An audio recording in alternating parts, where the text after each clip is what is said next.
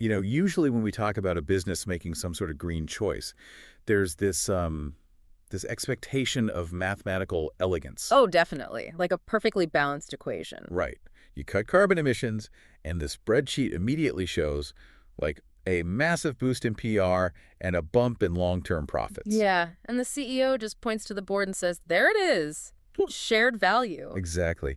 Such a comforting narrative. Good for the planet, good for the wallet, a flawless win-win. We desperately want those things to be perfectly aligned. I mean, everybody does.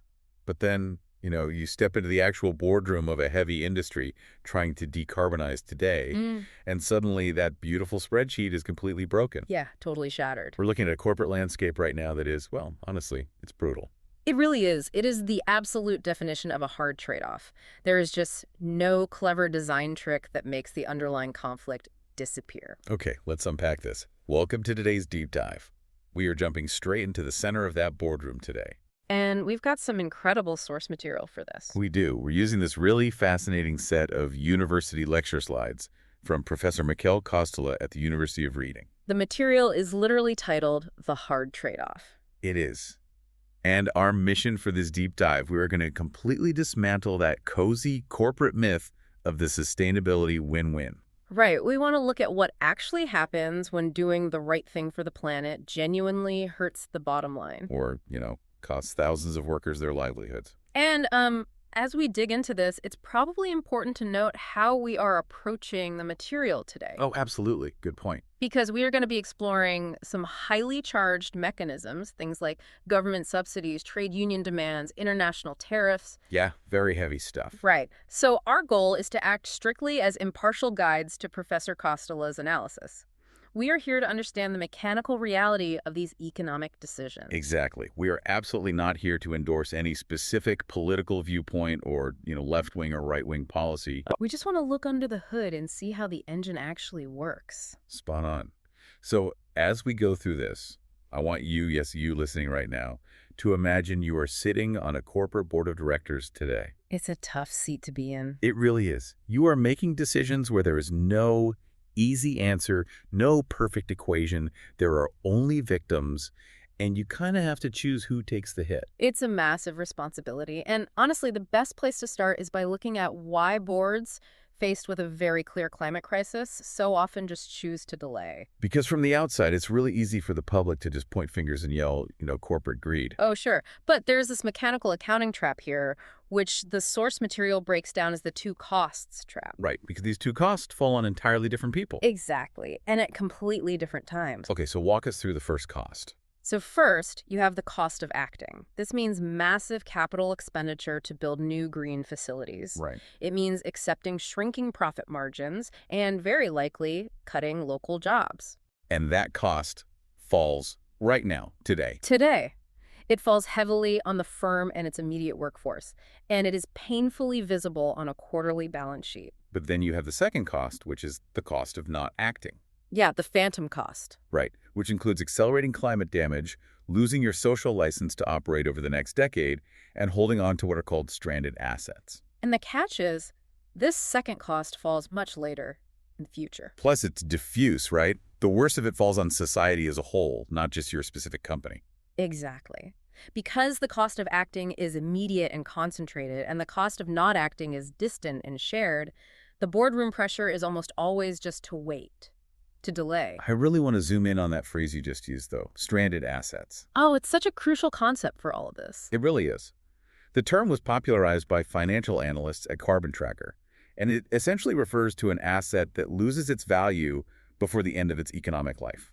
Because the world basically changed around it. Right.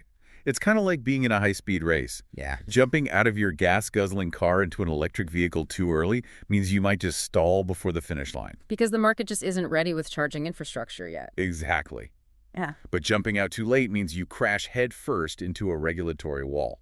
If we connect this to the bigger picture, boards are desperately hunting for this defensible middle ground. It's a brutal timing trap. No, if you go too slow. If you go too slow, government regulation strands your old assets. Your billion-dollar combustion engine factory is suddenly worthless overnight because the law says you just can't sell those cars anymore. Wow. But if you go too fast. You go too fast, and the market strands your new assets. You spent billions retooling an EV plant, but consumers just aren't buying them at the volume you projected. That makes perfect sense. But if I'm sitting on this board, it leads to a very logical follow-up question. Which is? If the regulations are coming anyway, and the climate crisis is obviously real, why doesn't a responsible company, or even like a responsible country, just decarbonize on its own?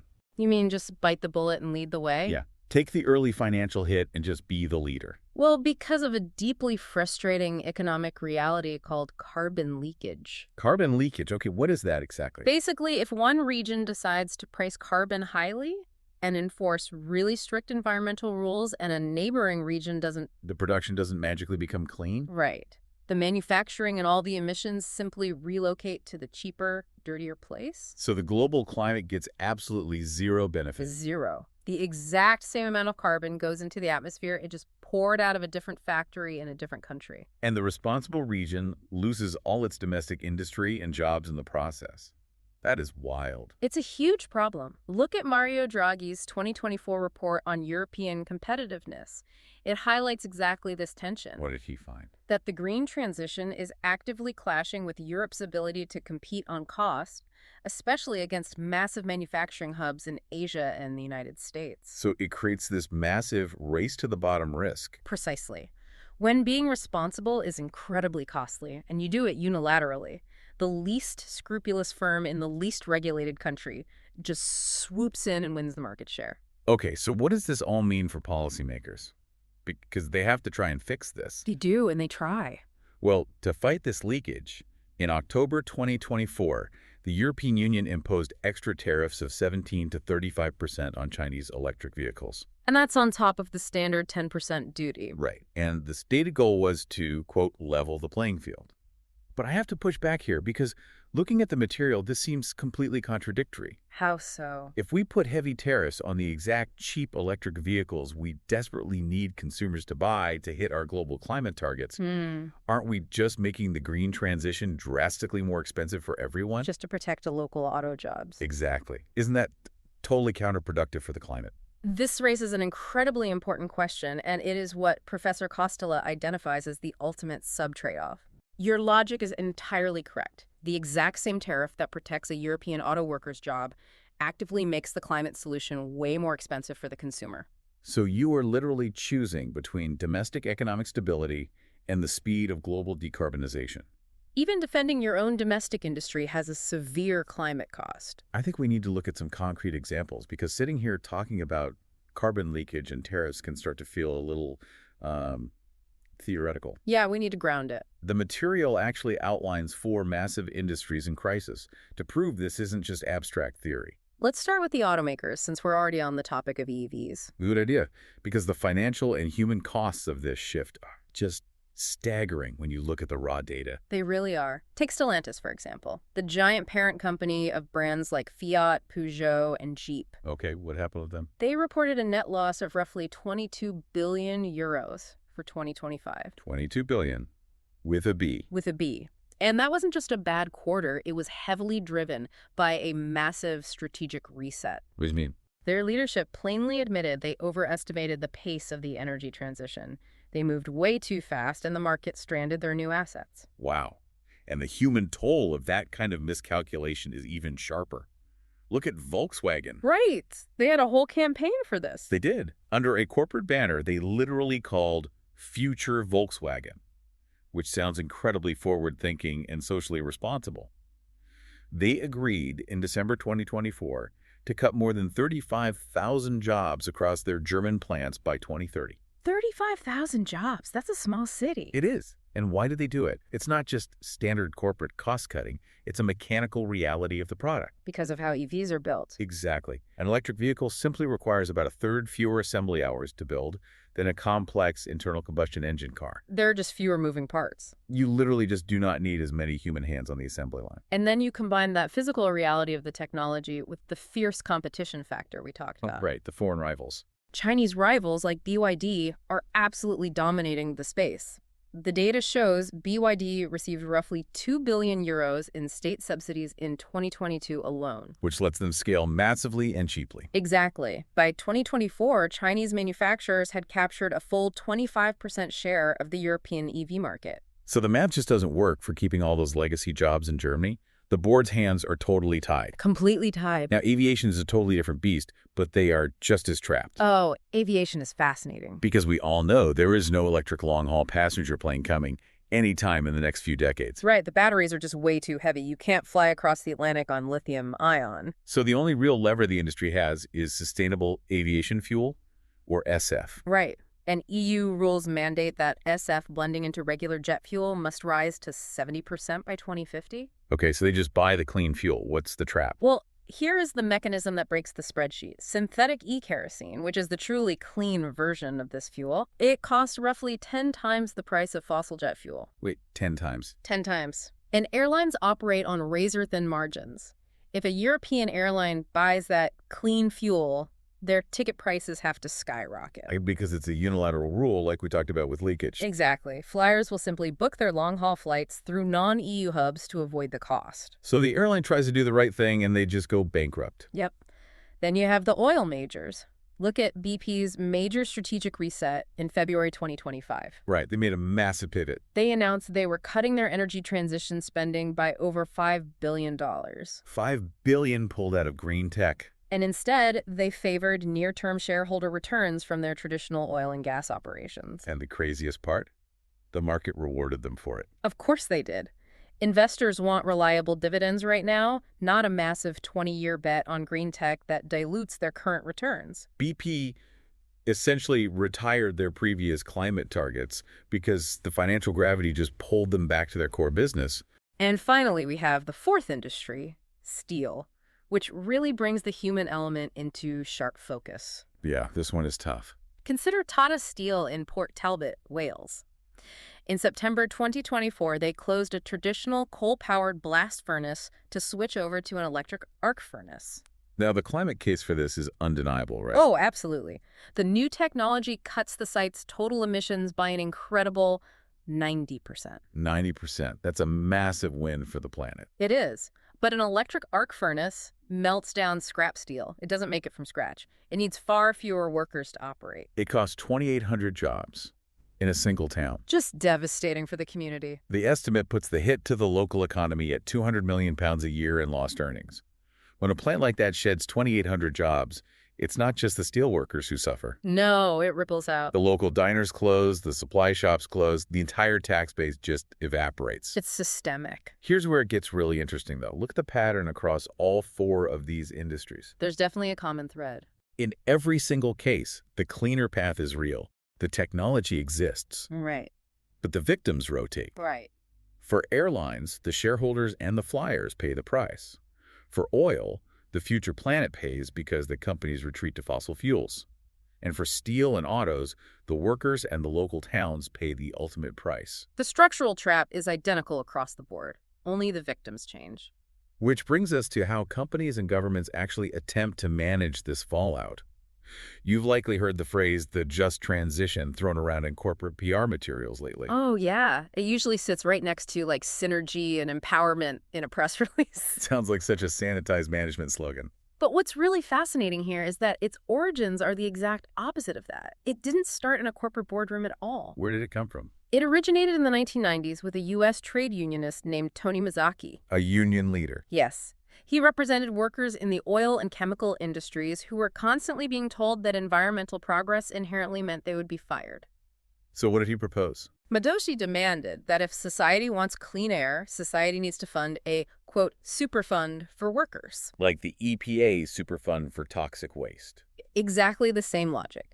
He argued we should provide immense financial support and retraining for displaced workers, utilizing the exact same framework we use when society pays to clean up a polluted piece of land. So it started as a fierce structural demand from labor, not some glossy pledge from management. Right. But actually delivering a just transition runs into a massive, unavoidable geographic roadblock. Geographic?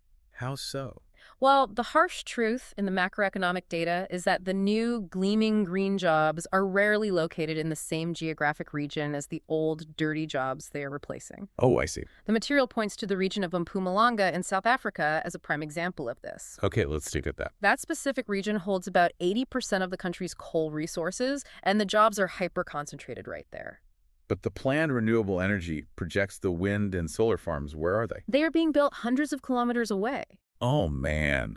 You can't expect a 55-year-old furnace worker with a mortgage to just casually reskill into a wind turbine software role and move their entire extended family across the country. No, it's a complete fantasy. And that's why the policy so rarely matches the rhetoric. Look at the numbers.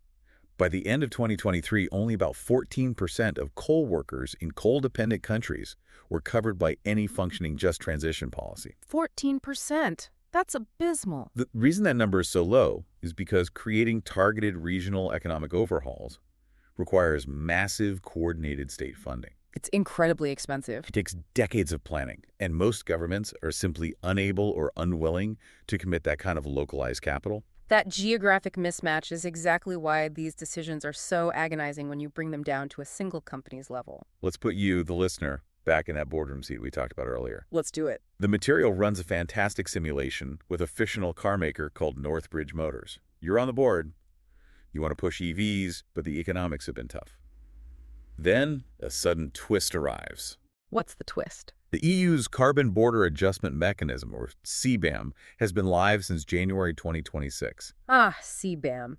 And to understand why that matters, we need to quickly look at how CBAM functions. Break it down for us. It essentially acts as a tariff, taxing dirty imports coming into the EU based on their carbon footprint. So suddenly those cheap, highly polluting foreign components are much more expensive. Exactly.